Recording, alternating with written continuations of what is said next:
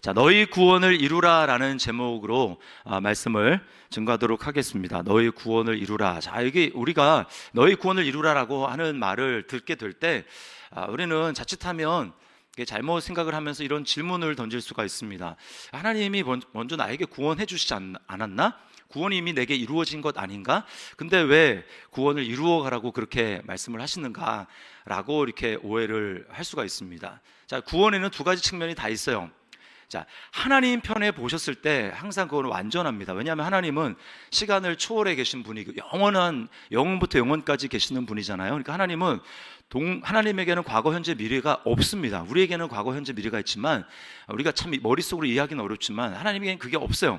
하나님은 시간 위에서 모든 걸 보시는 분입니다. 그러니까 하나님께는요, 이 창세 전에 일어난 일이나 또 앞으로 주님이 다시 오실 그 재림의 때나 지금 현재 우리가 살아가는 이 시간이나 하나님께는 이게 동시에 있습니다. 동시에. 이게 우리 머리로는 참 이해하기 어려워요. 그렇기 때문에 하나님께는 이미 우리가 예수님을 믿게 될 때 구원이 이루어진 게 맞습니다. 다 온전히 이루어졌어요. 그러니까 성경에서 우리가 참 이해할 수 없는 게 우리 이미 거룩하게 하셨다고 얘기를 하고 의롭다고 하셨다고 얘기를 하고 또 더 나아가서 영화롭게 하셨다라고 이야기를 합니다. 또 거룩하고 흠이 없게 하셨다고 합니다. 근데 우리가 시간적인 스펙트럼으로 또 렌즈로 나를 보면 전혀 그런 것 같지가 않아요. 전혀 그런 것 같지가 않습니다. 나는 부족하고 연약하고 오늘도 넘어지고 이런 면으로 보면 아닌 것 같은데 라는 생각이 들어요. 그렇지 않습니까? 근데 하나님 편에서는 구원이 완전히 이루어져서 우리는 그 확신과 감사를 가지고 살아가지만 우리 입장에서는 그렇지 않다라고 하는 것입니다. 확신이 있다라는 것은 참 감사한 일이에요. 그런데요, 우리가 하나님 앞에 보여야 되는 이제 모습이 있습니다. 내가 구원을 확신한다. 주님이 나에게 구원을 이루셨다라고 하는 것을 확신하면 우리 가운데 그 구원받은 증거를 우리는 이렇게 보일 필요가 있습니다. 우리에게 이렇게 드러날 필요가 있다라는 거예요. 구원의 증거가 우리에게 드러나도록 해야 합니다. 성경이 끊임없이 우리에게 이것을 말하고 있어요. 자, 고린도후서 13장 5절 말씀을 우리 한번 자막으로 보도록 하겠습니다. 자, 시작. 너희는 믿음 안에 있는가? 너희 자신을 시험하고 너희 자신을 확증하라. 예수 그리스도께서 너희 안에 계신 줄을 너희가 스스로 알지 못하느냐? 그렇지 않으면 너희는 버림받은 자니라. 네, 바울 사도가 고린도 교회 성도들을 향해서 지금 이렇게 얘기를 하고 있는 거예요. 그러니까 날마다 내가 지금 믿음 안에 있는가? 내 안에 그리스도가 살아계시는가? 또 내 안에 하나님의 은혜가 있는가? 내 안에 평강이 있는가? 나는 지금 하나님 나라의 그 길을 걸어가고 있는가? 나는 예수님을 따라가고 있는가? 예수님을 닮아가고 있는가? 라고 하는 그 질문들을 끊임없이 던져야 된다. 그래서 믿음이 내 안에 내가 스스로 믿음을 확증하고 내 안에는 주님이 계셔. 나는 그렇게 하는 게 맞아. 나는 그런 사람이 맞아. 라고 하는 것을 스스로 확신할 수 있어야 된다고 이야기를 해요. 이게 이제 빌립보서가 이제 어제로 우리가 묵상하는 게 끝났잖아요. 바울 사도가 빌립보서 그 끝에 보면은 항상 바울 서신의 끝에는 뭐가 나옵니까? 뭐 사람들의 이름이 나오잖아요. 누구에게 무난하라, 뭐 누구에게 무난하고 있다, 뭐 이런 이야기가 나옵니다. 근데 거기에 보면 뭐라고 나오면 뭐 글레멘드와 또 부녀들, 나를 돕는 부녀들, 나의 동역자들에게 무난하라. 그 다음에 뒤에 뭐라고 나오면 그들의 이름이 생명책에 있느니라. 바울이 하나님도 아닌데 어떻게 자기를 돕는 동역자들, 자기를 위해서 복음을 삼게 협력하고 힘쓰는 그런 부녀들, 여자들, 뭐 거기에는 누가 있습니까? 빌립보 교회니까 자주장사 루디아가 있겠죠. 그 외에도 여러 성도들이 있을 거예요. 그들을 보면서 그들의 이름이 생명책에 있다. 제가 가보지도 않았을 거예요. 하나님이 아니고 하나님만이 마지막 때 그것을 펼쳐서 보시는 인봉된 그 책을 어떻게 바울 사도가 알고 그렇게 이야기할 수 있냐 말입니다. 이건 뭘 얘기하냐면 바울 사도가 그들에게 나타나고 있는 모습들을 보면서 확신하는 겁니다. 그들이 지금 복음을 위해서 협력하고 있고 그들이 나의 동역자가 되어서 복음을 위해서 하나님 나라를 위해서 협력하며 힘쓰고 있는 그 모습들을 보니 저들이 어떻게 세상에 소망을 두며 살아가는 사람들이라고 할 수 있겠는가? 그러니까 저들의 이름은 분명히 생명책에 있다라고 말을 합니다. 다른 곳에도 마찬가지예요.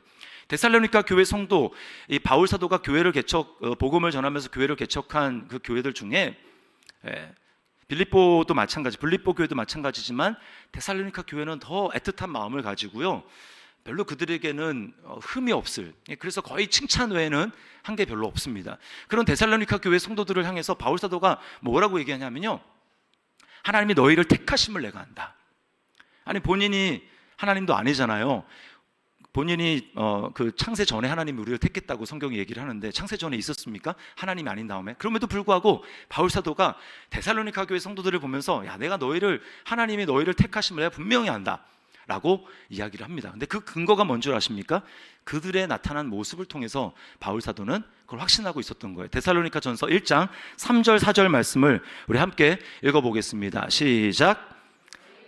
믿음의 역사와 사랑의 수고와 우리 주 예수 그리스도에 대한 소망의 인내를 우리의 끊임없이 기억함이니 하나님의 사랑하심을 받은 형제들아 너희를 택하심을 아노라. 네. 뭐라고 얘기합니까?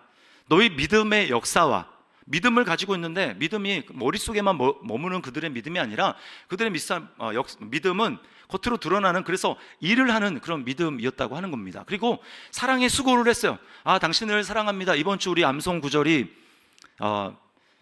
자녀들아 말과 혀로만 사랑하지 말고 행함과 진실함으로 하자, 그 말씀이잖아요. 요한일서 3장 18절 말씀. 그런데 이 데살로니가 교회 성도들은 사랑을 말로만 하는 게 아니라 수고를 했습니다. 실제로 땀을 흘리고 애를 썼어요.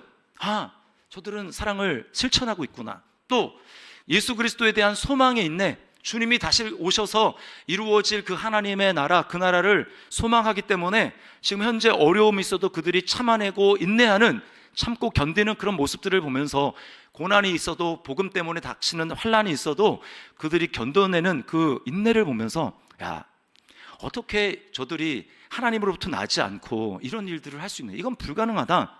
그러면서 바울이 너희를 택하심을 내가 확실히 안다라고 이야기를 하고 있는 것입니다. 여러분, 바로 이것을 이야기를 하는 거예요.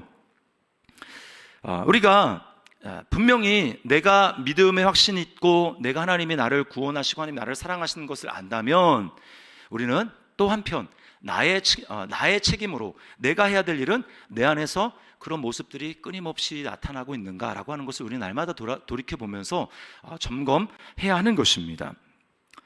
자, 우리가요 이렇게 구원을 이룰 수 있는 이유는 그럼에도 불구하고 나의 노력과 나에게 달려있는 것이 아니라 하나님께 달려있다고 이야기를 합니다. 오늘 읽은 13절 말씀 다시 한번, 우리 이거는 자막이 준비가 됐을까요? 자, 13절을 같이 한번 다시 읽어봅니다. 시작. 너희 안에서 행하시는 이는 하나님이시니 자기의 기쁘신 뜻을 위하여 너희에게 소원을 두고 행하게 하시나니. 자, 여기 행한다, 여기 그리고 너희 구원을 이루라 라고 하는 말과 이 행한다 라고, 하나님이 우리 안에서 행한다 라고 하는 말이 같은 말입니다. 그러니까 구원을 이루라고 하는 말은 영어로 work out이라고 되어 있고요. 그러니까 내 안에서 그 드러난 일을 겉으로 드러내야 되는 거예요. 근데 그 우리 안에서 그렇게 할 수 있도록 일하고 계시는, 우리 안에서 work in, 우리 안에서 일을 하고 계시는 분은 누구란 말입니까? 너희 안에서 행하시는 이는 하나님이시니. 우리 안에 성령님께서 그렇게 할 수 있도록 이미 일을 하고 계신다라는 거예요. 여러분 믿습니까? 네. 성령님이 우리 안에 계셔서 하시는 일이 뭘까요? 성령님이 우리 안에 사시는 일은, 자, 계속해서 말씀을 드리지만 성령님은 예수님의 영이기 때문에 우리가 예수 그리스도와 믿음으로 연합되어 있다라는 하는 사실을 계속해서 우리로 하여금 끊임없이 기억하도록 만들고, 그래서 예수님과 연합되어 있다는 사실을 더 확신하게 만들고요, 그것 때문에 감사하게 만들고, 그래서 예수님을 더 닮고 싶게 만들고, 예수님을 더 알아가고 싶게 만들고, 예수님을 더 사모하게 만들고, 예수님을 더 사랑하게 만드는 거, 그리고 예수님 안에서 점점 성장하게 만드는 거, 이게 우리 안에 계시는 성령님이 끊임없이 하시는 일입니다. 그래서 성경에 끊임없이 이것을 여러 가지 이미지로 우리에게 나타내고 있어요. 식물의 이미지로 이야기를 하기도 합니다. 씨앗이 우리 안에, 복음의 씨앗이 떨어졌는데 그것이 싹이 텄어요. 싹이 튀어서 어떻게 합니까? 뿌리를 깊이 내리고, 그 다음 줄기가 자라고, 그 다음에 열매가 맺혀지는데, 열매가 몇 배요? 30배, 60배, 100배. 이거는 다 우리 안에 자라나는 열매 맺는 식물의 이미지를 나타내는 것입니다. 그런가 하면 건물의 이미지도 있어요. 건물의 이미지는 무엇입니까? 이제 콘크리트 건물을 지을 때 보면 철근을 이렇게 막 세우고 거기에 콘크리트를 붓잖아요. 이 레미콘 차가 와가지고 콘크리트를 붓습니다. 그러면 그게 이제 집안을 다지는 일을 하는 거거든요. 터가 견고해져야 되는 거거든요. 그리스도 안에서 너희 터를 닦고 그 터가 견고해지도록 하라. 이것은 건물의 이미지인 거예요. 그래서 우리 안에, 근데 그게 시멘트가 굳어지지 않은 상태로 뭘 하면 어떻게 됩니까? 그 기초가 단단해지지 않는 것이죠. 우리의 터를 견고하게, 그리스도 안에서 터를 견고하게 하라고 이야기를 합니다. 그런가 하면 사람의 성장의 이미지를 가지고 이야기를 하기도 해요. 우리 안에 새로운 생명이 잉태됐습니다. 갓난아이가 태어났습니다. 그러면 구원이 이르도록 우리 안에 신령한 젖을 사모해서 하나님의 말씀을 먹음으로, 배고파서 그 말씀을 먹음으로 우리 안에서 자랄 수 있도록. 그래서 어떻게 해요? 그리스도의 장성한, 그리스도가 어렸을 때부터, 예수님이 아기였던 때서부터 쭉 자라지 않습니까? 예수님은 지혜가 자라고 하나님을 사랑하는 것이 점점 자라셨어요. 처음부터 완성된 게 아닙니다. 점점 자라서서 예수님이 십자가에서 죽으시고 부활했을 때 그 주님의 장성한 분량, 거기 이르기까지 끊임없이 너희가 자라가야 된다. 우리에게 이 사람의 이미지로, 성장의 이미지로 이야기를 하기도 합니다. 근데요, 우리 안에 계시는 이 성령님이 우리에게 구체적으로 이런 일을 하시는데, 또 다른 면에 어떻게 구체적으로 하시는가? 자, 이 13절 말씀을 다시 보시면, 너희 안에서 행하시는 이는 하나님이시니 자기의 기쁘신 뜻을 위하여 너희에게 소원을 두고 라고 합니다. 소원을 두고. 이 말은 우리로 하여금, 영어로 하면 to will, 그 다음에 to work라고 해요. 그러니까 우리로 하여금 우리가 그 일을, 구원을 이루어 가는데, 그렇게 이루어 가도록 우리에게 막 의지를 불러 일으키시는 분이 성령님이라는 것입니다. 우리에게 그렇게 하고 싶은 자원하는 마음을 주셔서, 그래 내가 해야지, 이렇게 우리에게 의지를 작동시키는 분이 성령님이라고 하는 것입니다. 그리고 뿐만 아니라 의지만 그렇게 이끄시는 것이 아니라 그 다음에 뭐예요? To work, 그 일을 실제로 행할 수 있는 능력을 주시는 분이 우리 안에 계시는 성령님이라고 하는 것입니다. 그렇기 때문에요, 우리가 구원을 이루어 가기 위해서 우리 안에서 그렇게 행하시는 분이 성령님이기 때문에, 그럼 구체적으로 우리가 어떻게 할 것인가, 어떻게 우리의 구원을 이루어 갈 것인가, 그것은 바로 복종함으로 구원을 이루어 가야 된다고 이야기를 합니다. 자, 12절, 바로 위에 있는 12절 말씀을 우리 다시 한번 읽겠습니다. 같이 읽습니다. 시작. 그러므로 나의 사랑하는 자들아, 너희가 나 있을 때뿐 아니라 더욱 지금 나 없을 때에도 항상 복종하여 두렵고 떨림으로 너희 구원을 이루라. 성도들 중에 우리 교회 성도들은 없는데요, 이제 다른 교회 얘기를 들어보면, 교회를 나오는데 이제 담임 목사님에게 출석 눈도장을 찍기 위해서 교회를 나오시는 그런 성도들이 있다고 합니다. 우리 교회는 없어요. 우리 교회는 없는데, 바울 사도가 지금 뭐라고 얘기를 하고 있습니까? 나 있을 때뿐만 아니라 나 없을 때에도 두렵고 떨림으로 항상 복종함으로 구원을 이루라. 복종함으로, 순종함으로 이루라고 이야기를 하는 것입니다. 여러분, 여기서 이 순종한다라고 할 때 우리 뭘 순종하는가? 그러면 굉장히 좀 이렇게 모호해질 수 있잖아요. 빌립보서의 문맥에서 살펴보면, 우리가 쭉 묵상해 왔지만 뭘 얘기했냐면, 복음의 신앙을 위해서 함께 연합하라, 협력해라, 자신만 돌보지 말고 다른 사람의 일을 돌보라 라고 이야기를 합니다. 오늘 자막으로는 보지 않았지만 빌립보서 2장 2절부터 4절을 우리 같이 한번 읽어볼게요. 빌립보서 2장 2절부터 4절을 우리 같이 한번 읽어보겠습니다. 시작. 마음을 같이하여 같은 사랑을 가지고 뜻을 합하여 한 마음을 품어 아무 일에든지 다툼이나 허용으로 하지 말고 오직 겸손한 마음으로 각각 자기보다 남을 낮게 여기고 각각 자기 일을 돌볼 뿐더러 또한 각각 다른 사람들의 일을 돌보아 나의 기쁨을 충만하게 하라. 다른 사람의 일을 돌보아서, 이 말이 뭡니까? 봉사하고 섬기라는 것입니다. 한 마음을 가지고 다른 사람의 일을 돌보면서 서로 섬겨라. 그리고 이것이 복종한다라고 말하는 것에 이 빌립보의 문맥이 있어서 구체적인 일입니다. 그리고 마음이 분열되어 있습니까? 나누어져 있습니까? 하나 되게 하라는 거예요. 빌립보 교회 안에 특별히 여자 리더십이 이제 나뉘어져 있었습니다. 유오디게, 순두게.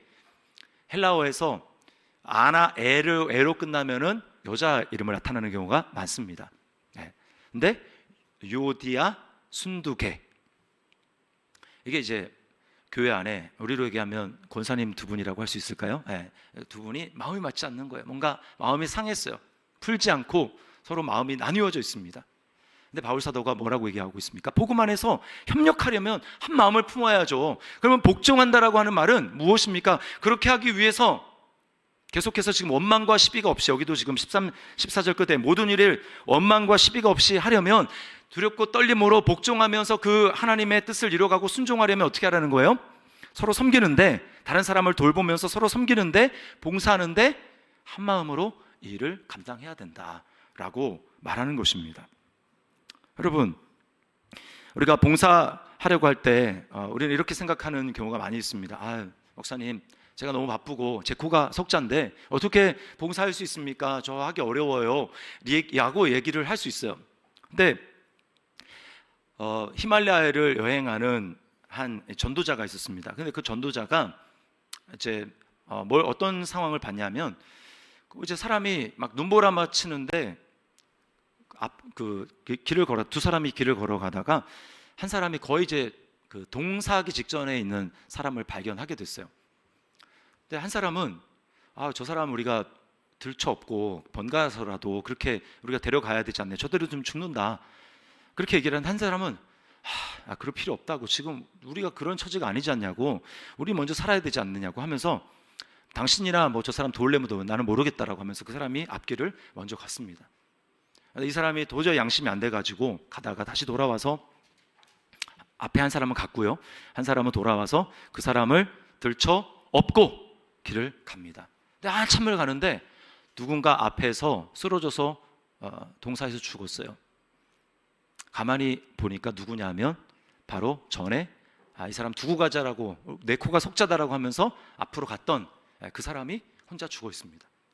근데 이 들쳐업었던 사람은 왜 동사하지 않고 끝까지 살아남았냐면, 업었는데 이 사람이 죽지 않았기 때문에 체온이 남아있는 거예요. 그 체온 때문에 서로가 서로를 따뜻하게 해서 결국은 살았다라고 하는 것입니다. 여러분, 봉사를 하는 것이 결국은 내 힘을, 내게 있는 것을 막 긁어가지고 남에게 퍼주는 것 같지만 그렇지 않아요. 왜 그렇습니까? 우리 안에서 하나님이 행하시기 때문에 우리로 하여금 그 일을 할 수 있는 능력을 주시고요, 내가 섬김으로 말미암아 사실은 그 사람을 위롭게 하는 것 같지만 하나님은 그걸 통해서 결국 나를 이롭게 한다라는 것입니다. 그런 의미에서 여러분에게 말씀을 전하고 말씀으로 섬기고 함으로 제일 복을 받는 사람이 누군지 아십니까? 앞에 있는 목사예요, 목사. 네. 여러분에게 말씀을 준비를 하고 하나님 앞에 기도하고 하면서 저 영혼이 살아나는 겁니다. 학생들에게 가르치면 선생님이 제일 큰 유익을 받는 거예요. 봉사를 하는 게 내 거 다 퍼주고 나는 뭘 가집니까? 나는 빌터터리밖에 남는 거 아닙니까? 이것은 굉장히 1차원적인 생각입니다. 하나님 그렇게 하지 않아요. 너희 안에서 행하시는 이는 하나님이시니, 우리 안에 하나님의 행하심으로 말미암아 내게 것을 나누어 주었을 때 오히려 하나님이 내 안에 하나님의 은혜를 더 넘치게 해서 더 충만하게 하시고 더 넘치도록 하는 거예요. 근데 내게 있는 것을 안 쓰고 같이 그냥 나만을 위해서 쓴다? 그럼요, 하나님의 역사는 있는 것도 사라집니다. 한 달란트 비유, 계속 쓰면 어때요? 5달란트가 또 5달란트 남기고 그렇게 되는데, 한 달란트 안 하고 그냥 묻어두면 결국은 그것까지도 뺏기는 겁니다. 뺏기는 거예요. 타조를 보십시오. 타조를 왜 날지 못합니까? 날갯짓을 해서 날아야 되는데 날갯짓을 안 하는 거예요. 그러니까 날개가 있는데 날개는 날지 못하는 그런 날개입니다. 하나님이 저와 여러분들에게 은혜를 주시고 구원해 주시고, 그리고 우리에게 은사를 주셔서 우리로 하여금 주의 몸을 서로 돌볼 수 있는 그런 은혜를 주셨어요. 그렇다면 적지만 내게 조금밖에 안 되는 날개일 수 있지만 그것은 날갯짓을 해야 됩니다. 할 때 그 힘이 강해지고, 그리고 나를 통해서 하나님의 생명이 흘러가기 시작하는 거예요. 그럴 때 내 안에 하나님의 은혜가 더 충만하게 흘러넘치는 것입니다. 그런 사람은 절대 마르지 않아요. 왜? 축복의 통로로, 파이프로 쓰이니까. 여러분, 파이프는 마르지 않습니다. 근데 우물은 마를 수 있어요. 파이프는 우리 안에, 우리가 하나님의 축복의 통로로 계속해서 나를 통해 누군가에게 하나님의 은혜가 흘러갈 수 있다면 나는 절대 마르지 않는 것입니다. 왜요? 나를 통해서 하나님의 은혜가 흘러가고 있기 때문에 나는 계속 충만한 거예요. 근데 잠궈두고 있어요. 그러면 마르기 시작하는 것입니다. 주님 앞에 이 봉사하고 내게 주신 그 은혜를 부지런히 하나님 나라를 위해서 쓰고 봉사함으로 말미암아 우리 안에 더 충만한 하나님의 은혜의 역사가 나타날 수 있기를 주님의 이름으로 축원합니다. 예, 그럼 이게 하나님의 은혜를 누리는 방법입니다. 방법. 자, 그런데요, 복종한다고 할 때 중요한 게 뭐냐 하면 힘을 빼야 됩니다. 힘을 빼야 돼요. 아까 14절에 뭐라고 했습니까? 모든 일을 원망과 시비가 없이 하라 그랬잖아요. 왜 원망과 시비가 우리 가운데 생기는가? 내 힘을 빼지 않았기 때문입니다. 내 힘을 주고 내가 막 하려고 하면 그때부터는 이제 내 마음에 안 드는 사람이 막 나타나거든요. 내가 내 뜻대로 막 해야 되는데 내 뜻이 관철이 안 되거든요. 그러면 이제 원망이 생기고 시비가 생기는 것입니다. 내 힘을 주기 때문에 원망과 시비가 생기는 거예요. 여러분, 로마서 12장 1절에 우리로 하여금 뭐라고 얘기합니까? 우리는 그리스도 안에서 이제 산재물이 됐다고 얘기를 하잖아요. 산재물. 재물이에요. 재물은 뜻은 무엇입니까? 죽는 겁니다. 죽는 거. 제가 지난번 특세 때 구약의 재물의 조건 얘기를 했잖아요. 구약의 제물로 썼던 그 짐승이 뭐가 있었습니까? 소가 있었고, 양이 있었고, 염소가 있었고, 또 비둘기. 요 짐승 4가지의 특징을 제가 말씀드렸죠. 이유가 뭡니까? 왜 다른 이렇게 닭도 이렇게 있는데 왜 닭이 아니라 비둘기고 다른 것도 동물이 있는데 왜 하나님이 소, 양, 염소, 비둘기 이것만 허락하셨을까? 유대인들 랍비들의 그 전승에 의하면 그 이유는 그 짐승들은 온순해되는 거예요. 그래서 주인한테 잡히면 힘을 빼고 죽을 준비를 한다는 것입니다. 근데 다른 그 짐승들은 잡으면 막 이제 우리 보통 발광을 한다고 그러잖아요. 제물로 바칠 수가 없는 거예요.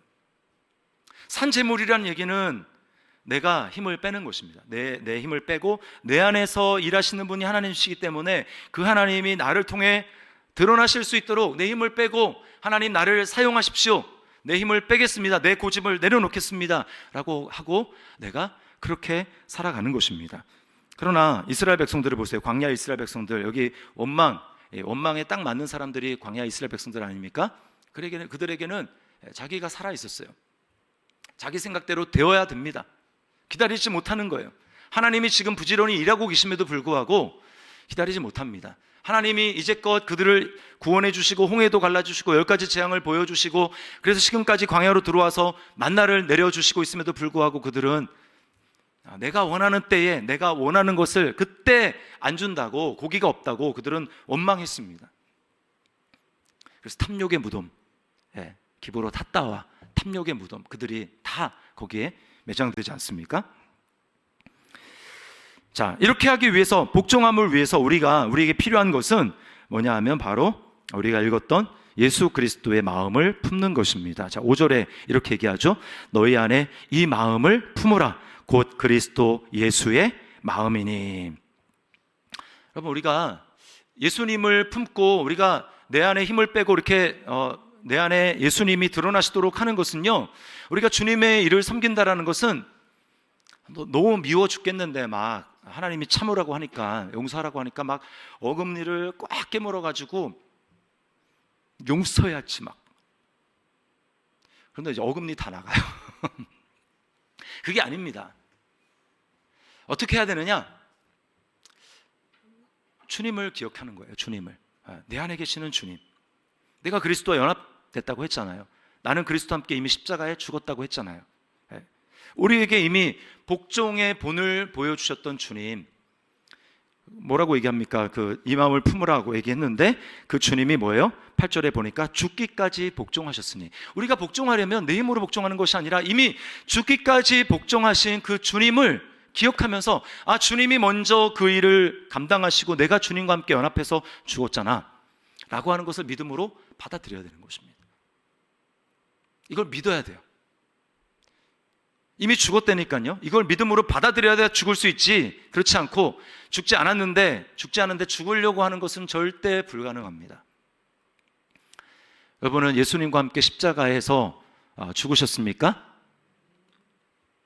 여러분 자신을 보면 죽었다고 얘기를 할 수 없어요. 저는 아직 이렇게 펄펄 살아있는데요. 제가 어떻게 죽었다고 얘기할 수 있습니까? 믿음으로 받아들이는 거예요. 믿음으로. 예수님과 함께 내가 십자가에 못 박아 죽었습니다. 갈라디아서 2장 20절, 갈라디아서 5장 24절. 얘가 예수님과 함께 십자가에 못 박혀 죽었습니다. 그리스도 예수의 사람은 육체와 함께 그 정욕과 탐심을 십자가에 못 박았느니라. 이렇게 살아있는데요. 내게 느껴지는 감정이 아니라 성경에서 예수 그리스도 안에서 이미 하나님이 죽었다라고 하는 그 선언을 받아들여야 되는 겁니다. 나 죽었습니다. 감정이 막 올라와도 죽었습니다. 그렇게 하고 그 믿음으로 예수님과 연합되었다라는 믿음으로 예수님이 십자가에서 죽기까지 복종하셨다라는 것이 바로 나의 이제 내가 살아내야 되고 내 안에 주님을 믿음으로 말미암아 내가 살아내야 될 것이라는 것을 믿음으로 그렇게 반응하는 거예요. 그럴 때 실제로 죽는 일이 가능합니다. 그리고 죽을 때요, 하나님을 경험하는 거예요. 이것이 바로 구원을 이루어가는 방법입니다. 그렇기 때문에 우리 안에 성령님을 주신 거예요. 예수님을 닮아가라고. 이런 죽는 일을 너의 힘을 의지하는 것이 아니라 이미 너 안에 구원을 이루셨고, 그리고 지금도 너희에게 소원을 두고 그런 일을 마음속에 열망하게 하시고, 그리고 그 일을 행할 수 있는 능력을 공급하시는 성령님, 그 성령님을 의지해서 믿음으로 반응하며 나갈 때 실제로 남편 앞에서, 배우자 앞에서 자존심을 내려놓는 것, 아이들 앞에서 자존심을 내려놓는 것, 그리고 성도들끼리 내가 잘못한 것이 없는 것 같고 저 사람이 잘못한 것 같아도 그것들을 내가 내려놓고 서로 마음을 합해서 하나가 되어 주의 몸을 섬기며 봉사하며 나갈 수 있게 되는 것입니다. 여러분, 이게 구원을 우리 이루어가는 방식이라고 이야기를 하는 것입니다. 여러분, 우리가 다 있는 처지가 다르고 상황이 다르지만 다 이렇게 하다가 예수님 앞에 서는 거예요. 구원을 이루어가는 것입니다. 지금 이렇게 믿음으로 내가 죽었음을 받아들여서 예수 그리스도가 죽기까지 복종하셨던 그 복종을 나의 것으로 받아들여서 내가 그렇게 믿음으로 살아내는 이 삶, 어렵죠. 쉽지 않습니다. 그렇기 때문에 날마다 주님을 묵상하는 거예요. 오늘 큐티가 시편 95편이었잖아요. 제가 뭘 계속해서 말씀드립니까? 구약을 볼 때도 우리는 예수님을 발견해야 됩니다. 예수님 아니면 우리는 자꾸, 그러니까 내가 여전히 죽었다라는 걸 생각하지 못하고 자꾸 내 힘으로 하게 돼요. 내 힘을 빼지 않고 내가 계속 오늘 살아있어가지고 내 힘으로, 말씀도 막 내 힘으로 지키려고 하고요, 말씀도 막 억지로 막 내 힘으로 하려고 하고, 그러다 보니까 힘이 잔뜩 들어가니까 어떤 일이 생기냐면, 내 기준으로 이제 저에게 있는 일이 있는데, 가끔 예수님과 연합됐다라는 거, 내가 죽었다라는 거 생각하지 않고 내 열심으로 하게 되잖아요. 그러면 간혹 이렇게 정죄하고 판단하게 됩니다. 집에 가잖아요. 나는 기도를 하고 왔는데 아내가 이제 기도를 하러 안 나왔어, 새벽에. 갑자기 막 열을 받아요. 아이들 막 이렇게 말 안 듣는 게 열받습니다. 그럼 화를 내잖아요. 그럼 간혹 가다가 애들이 그렇게 얘기하는 경우가 있어요. 아빠는 왜 새벽 기도 갔다 와서 왜 화를 내? 자기 열심으로 지금 하고 있는 거예요. 내 힘이 안 빠지고. 우리 이런 존재가 아니라 이미 그리스도께서 죽기까지 복종함으로 우리의 구원을 이루어 놓으셨다고 하니 그것을 믿음으로 바라보면서 날마다 예수님과 연합된 그 믿음을 가지고 그것을 나의 것으로 받아들여 내 힘을 빼고 내 안에서 지금도 역사하고 계시는, 나로 하여금 소망하게 하시고 그 일을 이룰 수 있는 힘을 주시는 그 성령님을 의지해서 우리 안에 예수님을 닮아가는 그런 열매들이 풍성할 수 있기를 주님의 이름으로 축원합니다. 그래서 나는 정말 구원을 이루어가는 사람 맞아, 나는 믿음에 있는 거 확실해 라고 증거하고 증명할 수 있는 저와 여러분의 삶이 될 수 있기를 주님의 이름으로 축원합니다.